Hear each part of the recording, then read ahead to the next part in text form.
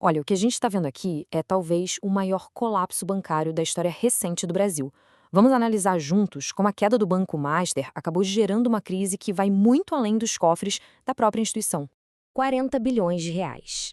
E não, a gente não está falando de um pacote de estímulo do governo ou algo do tipo.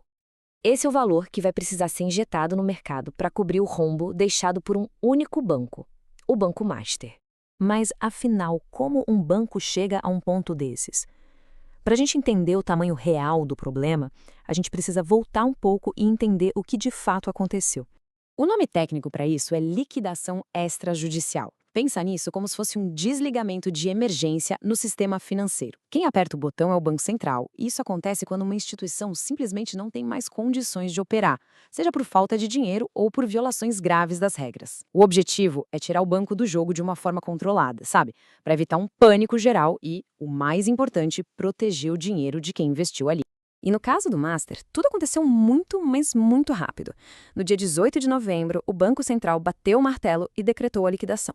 As razões oficiais? Uma grave crise de liquidez e outras irregularidades. Mas a coisa ficou séria mesmo quando, logo depois, o presidente do banco, Daniel Vorcaro, e outros executivos foram presos. A suspeita era de fraude, um sinal bem claro de que os problemas ali iam muito além de uma simples má gestão. Bom, com o banco efetivamente fechado, a atenção se voltou na hora para os milhões de clientes e investidores. E, claro, para a rede de segurança que existe justamente para momentos como este.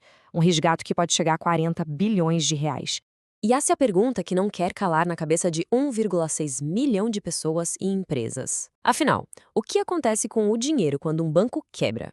A resposta para essa pergunta tem 3 letras: FGC, o Fundo Garantidor de Créditos. Ele funciona como uma espécie de seguro obrigatório que os bancos pagam para proteger os clientes. Nesse caso, a operação é simplesmente gigantesca. A estimativa é de um pagamento total de 40 bilhões de reais para cobrir 1,6 milhão de investidores. Só que tem um detalhe crucial: a cobertura tem um limite, é de 250 mil reais por CPF ou CNPJ por instituição. Pois é, e esse limite é o ponto central de uma outra parte do problema. A rede de segurança do FGC não é infinita. E isso acaba criando uma nova crise para quem confiou na solidez do banco e investiu valores bem mais altos que isso. E aqui a gente vê a consequência direta disso. Uma investidora que tinha mais de 500 mil reais aplicados lá entrou com a primeira ação judicial. E o detalhe importante, não foi contra o banco, que já está em liquidação, mas sim diretamente contra o controlador, Daniel Vorcaro. A ideia é tentar reaver o valor que ficou acima da cobertura do FGC.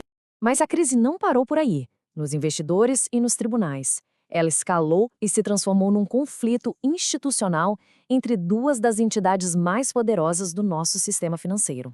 De um lado, a gente tem o Banco Central, defendendo que a decisão de liquidar o banco foi puramente técnica e necessária para proteger todo o sistema. Do outro, o Tribunal de Contas da União, o TCU, questionando publicamente se essa medida não foi rigorosa ou até precipitada demais. Esse tipo de embate, veja bem, coloca em xeque a própria autonomia do Banco Central para agir em momentos de crise.